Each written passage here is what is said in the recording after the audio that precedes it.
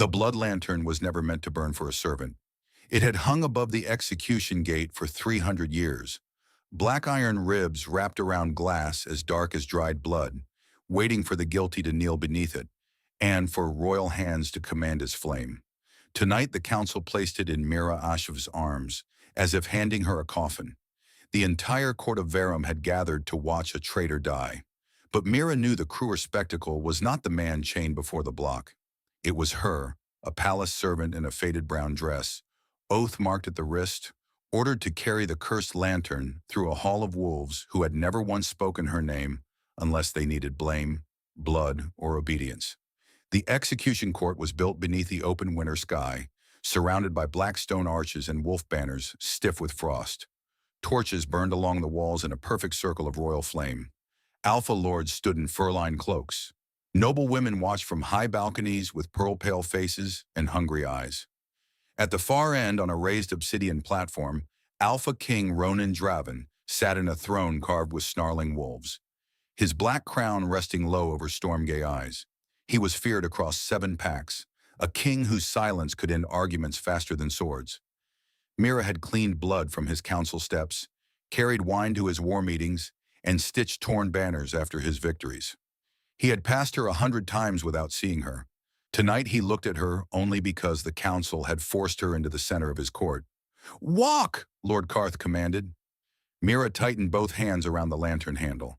The iron was so cold it burned her palms. A servant was not supposed to carry it. Only royal executioners touched the blood lantern because its flame judged blood before the blade fell. If the condemned was guilty, the lantern burned red. If innocent, it burned white.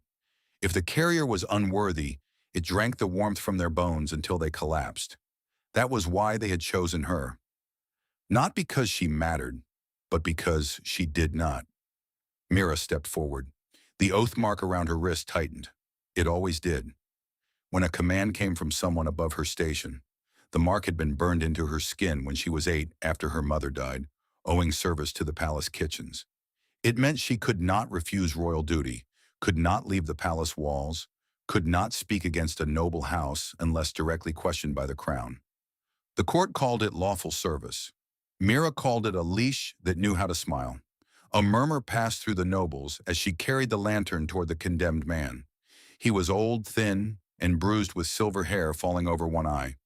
They called him a traitor because Lord Kareth said he had tried to poison the king's winter wine.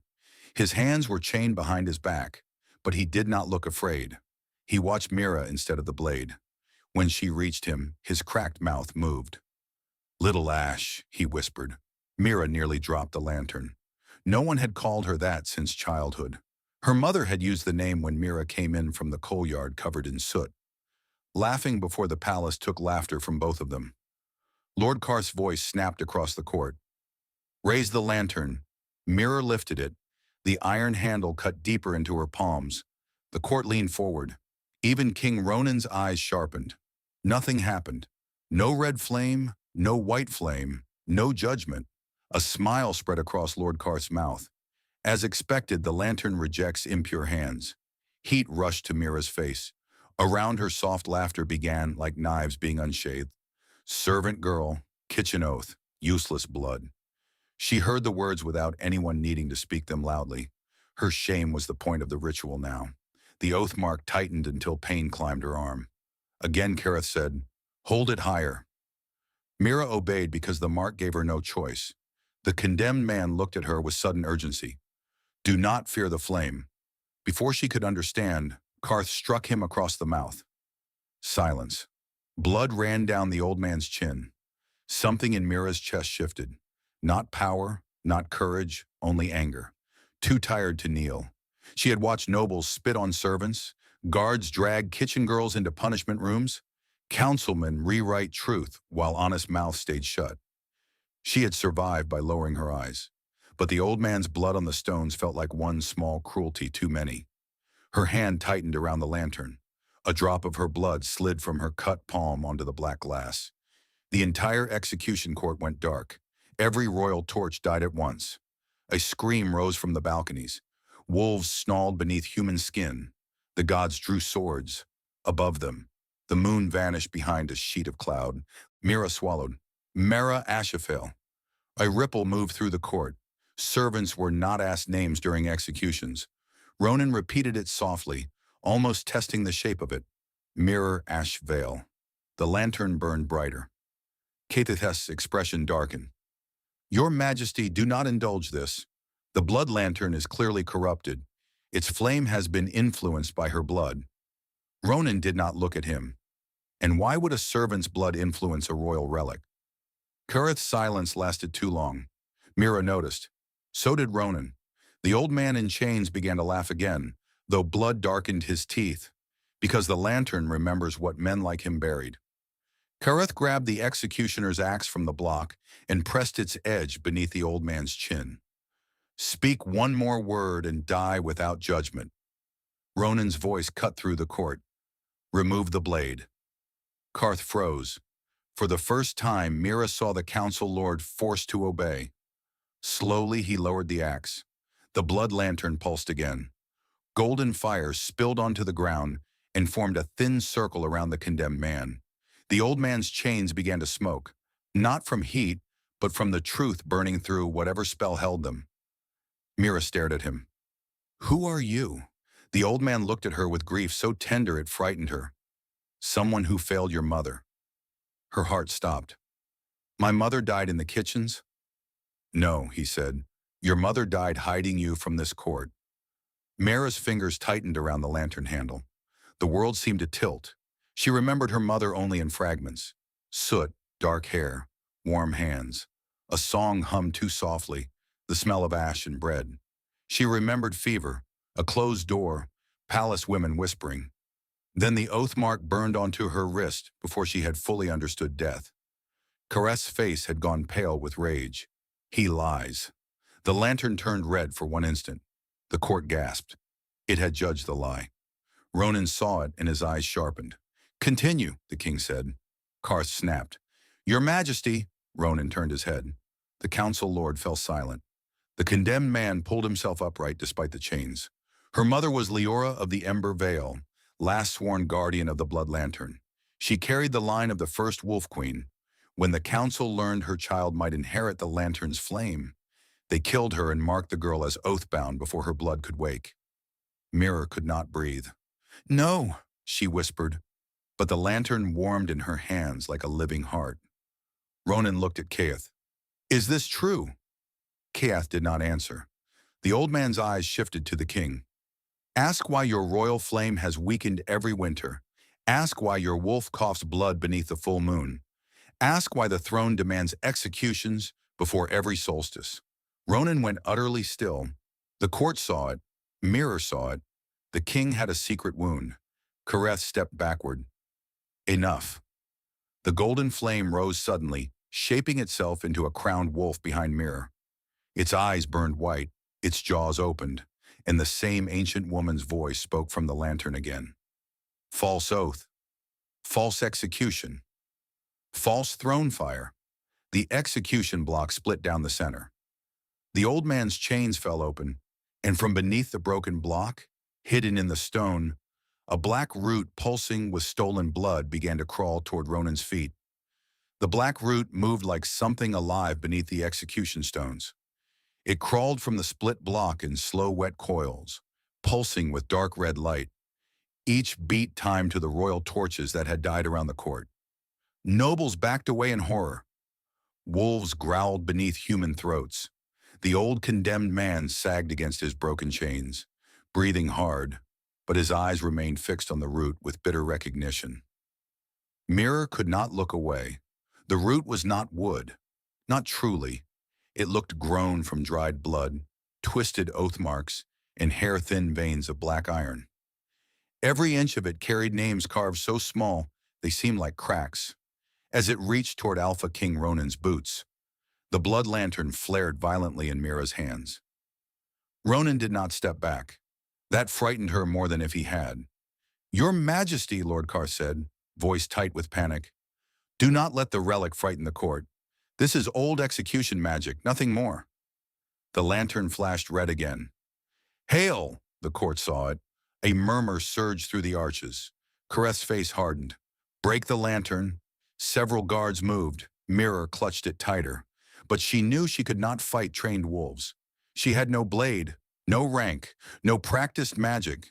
Only a lantern that had chosen her without explaining why, and a truth that might kill her before she understood it. Ronan lifted one hand. The guard stopped. Kareth turned on him. "You cannot trust her." "I do not," Ronan said. The words hit Mira before she could stop them from hurting. Foolish. Of course, he did not trust her. Kings did not trust servant girls standing beside traitors with forbidden flame in their hands. But the lantern's warmth dimmed for one small breath, as if it too had felt the wound. Ronan's eyes flicked toward her, and something unreadable crossed his face. "But I trust the lantern's judgment more than your fear." Karth went still. The old man laughed softly. "Careful, boy. That is the first kingly thing you have said tonight." Ronan's gaze snapped to him. "You will speak with respect." "I spoke with respect to your mother. I spoke with respect to the queen, who should have stood where your council sits. Respect is not the same as obedience." The court inhaled. Mira felt the blood lantern pull toward the old man, not as warning, but as recognition. Ronan stepped closer to the black rote. As its tip touched the edge of his shadow, pain cut across his face. It was gone almost instantly, buried under royal control, but Mira saw it. His right hand tightened at his side. Beneath the collar of his black armor, faint red veins lit across his throat. The old man's expression changed. "It has reached your blood already." Ronan's voice was low. "What is it?" Karth answered too quickly. "A remnant from condemned traitors." "Burn it." "No," Mira said. Everyone looked at her. Her heart slammed against her ribs. But the lantern burned brighter, as if courage could be borrowed in heat. "It is tied to him," Kareth sneered. "You know nothing of royal magic. I know what chains feel like when they are called mercy." Silence fell harder than a slap. Ronan looked at her fully then, not through her, not past her, at her. Mira hated the sudden heat in her face, hated that being seen by him felt like danger, and relief tangled together. Kareth's voice sharpened. "Your Majesty, she is using pity to confuse you." "No," Ronan said, still watching Mira. "She is using memory." The black root lunged. It wrapped around Ronan's ankle before anyone could move. The Alpha King dropped to one knee. The court erupted. Guards rushed forward. Wolves snarled. Karth shouted orders, but the root tightened, and the blood lantern blazed so fiercely that every soldier near Ronan staggered back. Mira heard something under the chaos. A low, wounded sound from Ronan's chest. Not quite human, not fully wolf. His wolf was in pain. Mira moved before the thought could stop her. She ran to him. "Mirror!" the old man shouted. Ronan lifted his head, eyes glowing dark red. "Stay back." Command rolled through his voice. Alpha power, the kind that should have forced her to obey. Her cracked oath marked for the first time in her life. The command did not take. Mira knelt beside him and held the lantern near the root. The golden flame bent downward, touching the black coils. Names flared across them. Servants, prisoners, vanished heirs, executed wolves, all fed into the same hidden thing beneath the throne's law. Mira's stomach turned. "This is not execution magic." The old man's voice came rough behind her. "It is throne fire hunger. The council has been feeding stolen blood to keep the royal flame alive." Ronan's jaw clenched. Whose blood? The blood lantern answered before anyone else could. Oathbound, nameless, unclaimed. The disposable mirror stopped breathing. The disposable girls like her. Servants with no house to defend them. Prisoners declared traitors before their trials began. Children marked with oath brands and turned into property because property did not require justice. The lantern had not only chosen her, it had brought her to the mouth of the thing eating people like her. Karth's mask cracked. This kingdom survived because sacrifices were made. Ronan looked at him with lethal calm. Sacrifices chosen by whom? By those strong enough to rule? The admission rang across the court. The lantern flared gold. Truth. Mira placed her cut palm against the black root. Pain tore through her. She saw flashes. her mother running through palace corridors with an infant in her arms, a hidden chamber filled with lantern light. Kareth younger and smiling as soldiers dragged women with oath marks into the dark. Ronan as a boy coughing blood, while council healers poured red flame into the throne. Then one vision struck deeper than all the rest. Her mother kneeling before the blood lantern, whispering, "If they take me, burn only for my daughter." Mita gasped. The black root recoiled from her palm. Ronan caught her before she fell. One arm around her shoulders, his body still half bound by the root. The contact sent heat through the lantern and something sharper through Mira's chest. His wolf, wounded and furious, went suddenly still beneath her touch. The court saw him holding her. Kareth saw it too. His eyes turned cold with calculation. "Now you see," he shouted. "She has bound the king through forbidden flame." Ronan's grip tightened, but Mira pulled away before the accusation could become truth in the court's eyes. "I bound nothing," she said. The lantern rose between them. Its golden flame shaped itself into the face of a crowned woman with wolf eyes. The old man lowered his head. "First, Queen Arurilith." The court dropped to its knees in terror. The Flame Queen looked at Mira, not Ronan. "Daughter of my extinguished line," she said, "will you carry judgment or will you let them feed again?" Before Mira could answer, the black root split open. From beneath the execution court, hundreds of oath marks began to glow. The oath marks lit across the execution court like wounds remembering fire. They burned on wrists beneath servants' sleeves, on the throats of chained prisoners, beneath the collars of stable boys, kitchen girls, old cleaners, messenger children, and silent guards who had once belonged to conquered houses. One by one, hidden brands glowed gold through skin and cloth. The court gasped as its invisible foundation appeared in plain sight. Mira had always known there were many like her in the palace, but she had never seen the truth gathered so cruelly in one place. The kingdom was not held together only by crowns, bloodlines, and wolf banners. It was held together by people marked into obedience and taught to call survival gratitude. The blood lantern grew heavy in her hands, not with iron. With recognition, King Ronan rose slowly beside her. The black root still coiled around one leg, its veins pulsing weaker where Mira's blood had burned it. His face was pale beneath the harsh gold light, but his eyes had become colder than the winter sky above the court. He looked from the glowing oath marks to Lord Karth, then to the other council elders standing behind the execution platform. "How many?" Ronan asked. No one answered. The lantern's flame bent toward the council. "How many?" he repeated. Karth lifted his chin. "Enough to preserve the realm." A low growl rolled through Ronan's chest. The court's wolves shrank from it, but Mira did not. She heard the pain beneath the rage now. His wolf was not strong because the throne was pure. It had been kept alive by stolen warmth, stolen blood, stolen obedience. The same system that had chained her had fed him without his knowing. That truth did not make him innocent in her eyes, but it made him trapped in the same darkness from the other side. The old condemned man stepped forward, free of his chains but barely standing.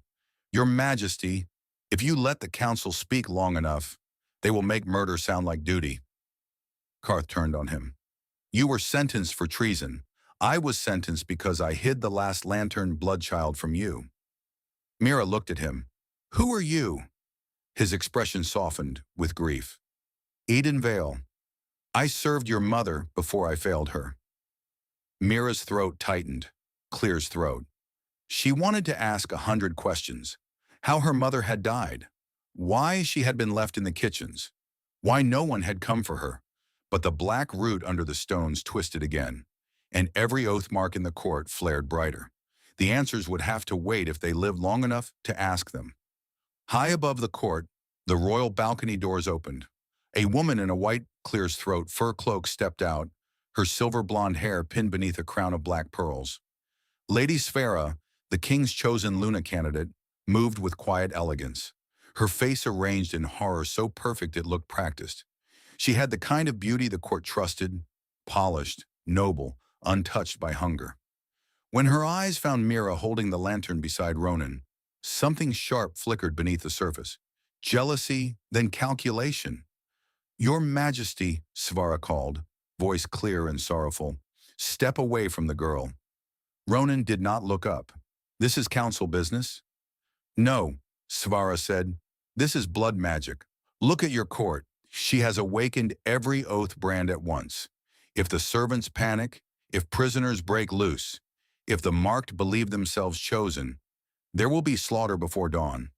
A murmur of fear passed through the nobles. Mira understood the move. Svara was not defending the council openly. She was defending order, making Mira look like a spark near dry straw. A servant girl with a lantern could be pied. A servant girl who made other servants remember their chains could be feared. Kareth seized it. Lady Svara speaks wisely. The girl may not intend chaos, but lantern blood does not require intention. Her power is primitive, ancestral, and dangerous. Ronan finally looked up at Svara. And you knew of it. Her face did not change, but the lantern flickered. Not red. Not yet. It waited. Svara descended the balcony stairs slowly, every eye following her. I knew only that the blood lantern belonged to dead history. I knew your reign could not survive old flames, waking in servant hands. That is not an answer.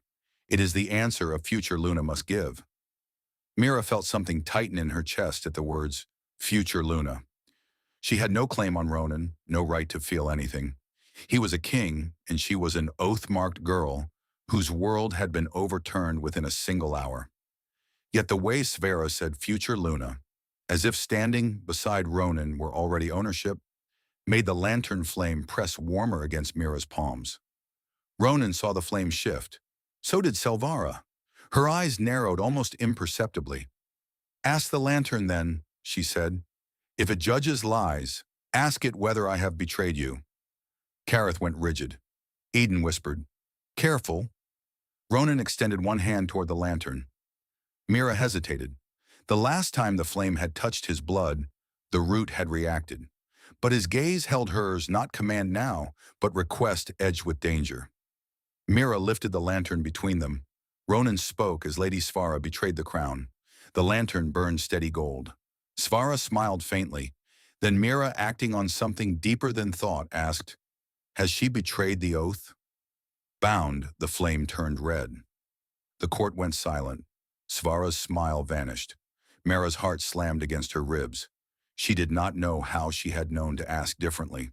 She only knew the lantern did not care for crowns the way courts did. It cared for the blood beneath them. Ronan turned toward Selvara. Explain. Svara's perfect sorrow hardened into something colder. I did what a queen must do before she becomes one. I secured the realm's weakest seams. The oath-bound are not seams, Mira said. Svara looked at her as if seeing an insect speaking from a king's plate. No, they are pressure points. Whoever commands them commands the palace. The lantern flared red again. Truth, but ugly. Ronan stepped forward. The black root tightened around his leg, and he staggered once before, forcing himself upright. Mira moved to help him. He lifted a hand, stopping her not because he rejected her, but because the court was watching for proof that he needed her too much. The restraint stung anyway. Selvara saw it and struck. You see, she called, he weakens near her. The blood lantern has found a soft wound and wrapped itself around his wolf. If she is truly lantern blood, she can make kings kneel by pity alone. Mira went still. That was the cruelest accusation, because it touched the truth from the wrong side. Ronan was weakening. She could feel it. The black root was drawing from him, and the lantern was drawing toward her. Everyone could sense the connection, even if they misunderstood it. If she reached for him now, they would call it control. If he reached for her, they would call it corruption. Karth raised his hand. The council guards lifted crossbows from the upper arches, all aimed at Mira. Ronan's wolf surged so violently that the black root split the stone beneath his feet. Lower them, Karth's voice was calm. Your Majesty, we cannot risk the blood lantern leaving this court in her hands. Svara's eyes stayed on Mira. Nor can we risk her waking every oath. Mark and Verome. The oath bound around the courtyard began to tremble. Some looked at Mira with hope, others with fear. That was worse. She did not know how to lead them. She had barely learned how to stand. Eden stepped in front of her. An old man, bruised, unarmed. Mira, he said without looking back, Your mother gave the lantern one command before she died. It will not burn those you choose to shield. Mira's fingers tightened around the handle. I do not know how. You do, he said. You have done it all your life. You endured without becoming cruel. The crossbows fired. Ronan roared. Mira lifted the blood lantern. Gold fire burst from the glass in a circle around the execution court. The bolts struck the flame and froze in midair, their iron tips melting into sparks. The fire passed over every oath-marked servant and prisoner without burning them. It passed over Ronan, dimming the black root around his leg. It struck the council guards and threw them backward against the arches. The entire court fell silent. Mira stood at the center of the golden shield, shaking, the lantern blazing in her hands. Svaris stared at her with naked hatred now. Kareth looked afraid for the first time. Ronan looked at Mira as if he had finally understood that she was not a weapon the lantern had chosen. She was the heir it had been waiting for. Then the execution block behind them cracked open fully, revealing a staircase. Descending beneath the court. From below came the sound of children crying. The crying beneath the execution court silenced every wolf above it. It came from the staircase under the split block, thin and distant, echoing through old stone like a memory that had been locked too long in the dark. That was answer enough. The black root around his leg pulsed, weaker now, but not gone. Gold flames still circled the oath-bound servants and prisoners, shielding them from the council guards. Crossbow bolts lay melted at the edge of the fire. Above the arches, soldiers who had fired on her looked stunned, as if only now, realizing they had obeyed an order that would have killed a girl in front of the king.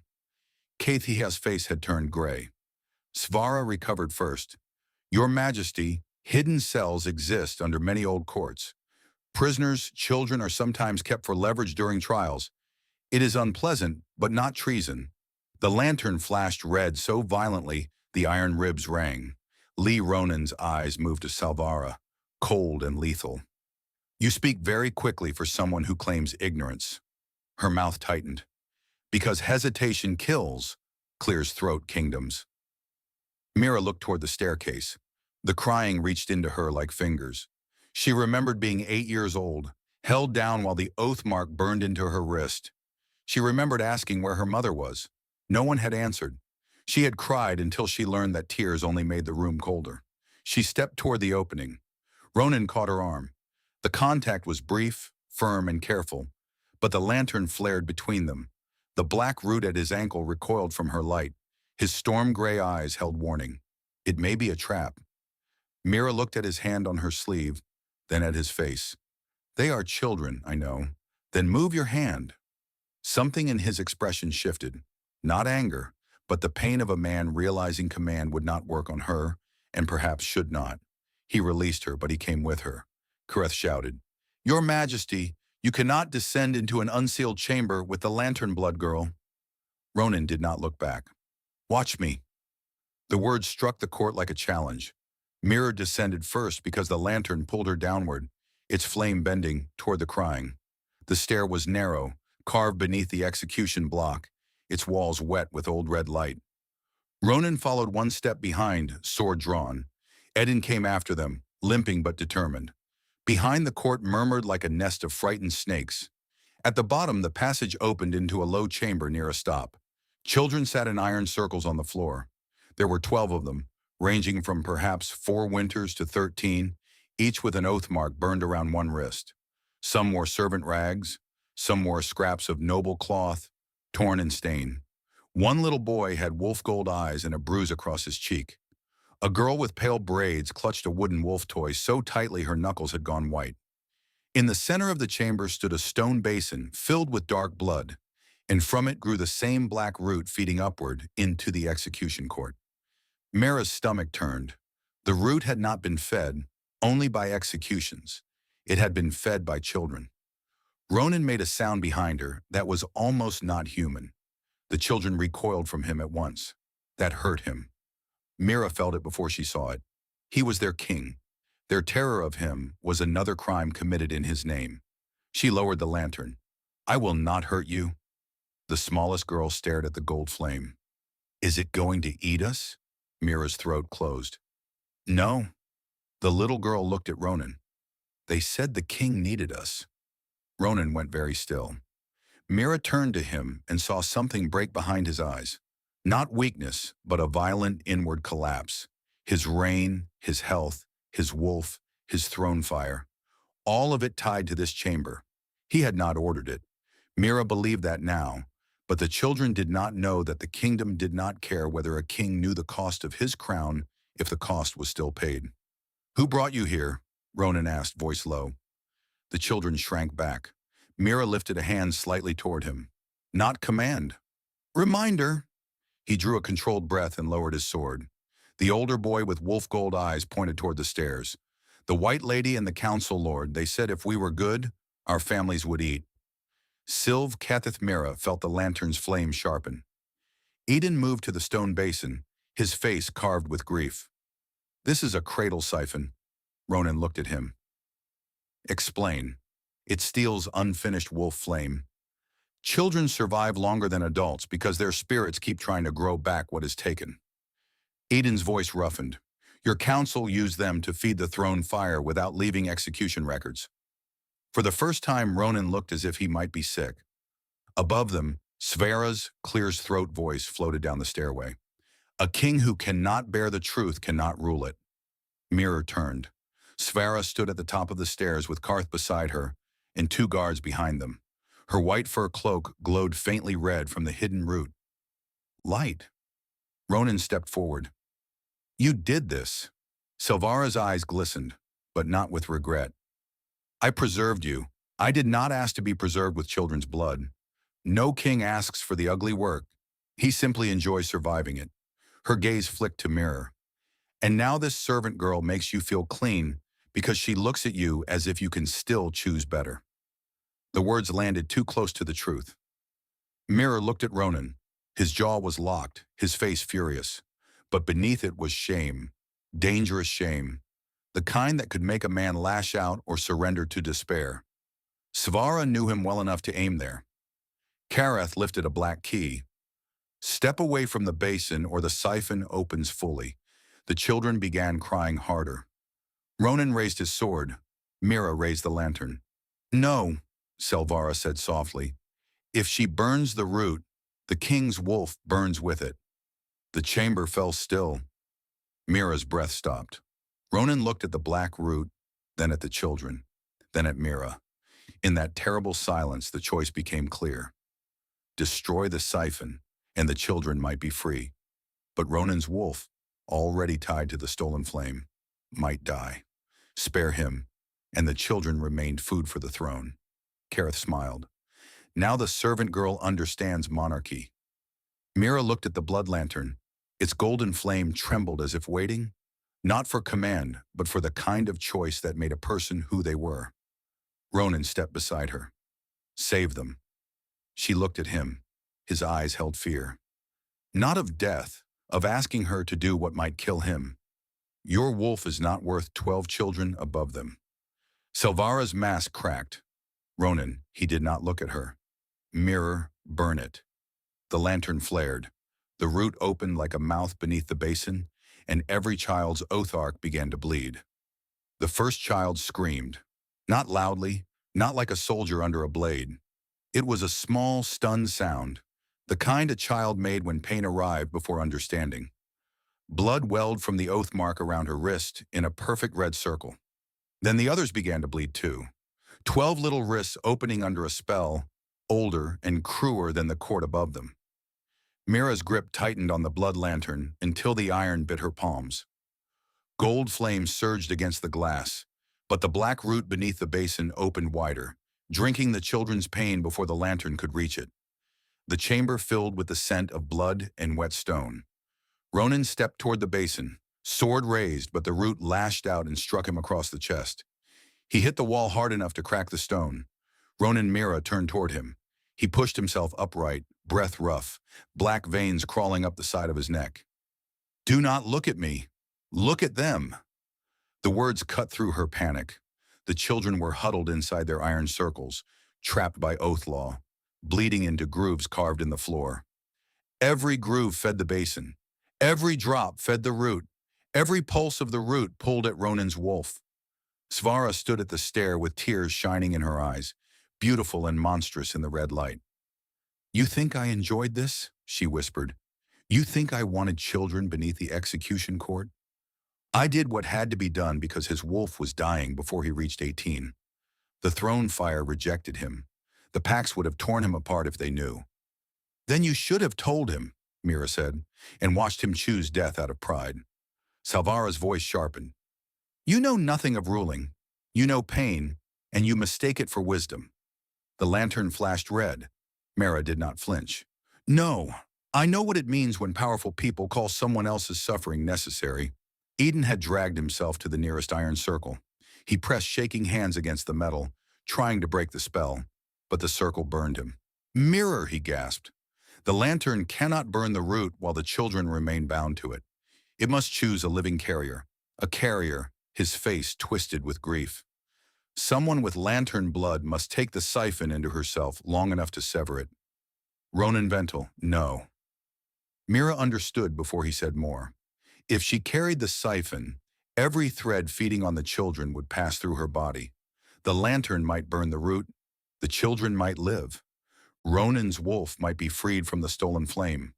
Or she might become the next thing the throne devoured. Kareth smiled from the stairs. There it is, the noble sacrifice. Very moving. Let us see if the servant girl's courage survives actual cost. Ronan's gaze turned lethal. When I reach you, I will remember every word. If you reach me, Kareth said. The root tightened around Ronan's chest and dragged him to one knee. Mira moved to him instinctively. He caught her wrist before she could touch the black veins. No, he said. His voice, it was harsh, but his hand trembled.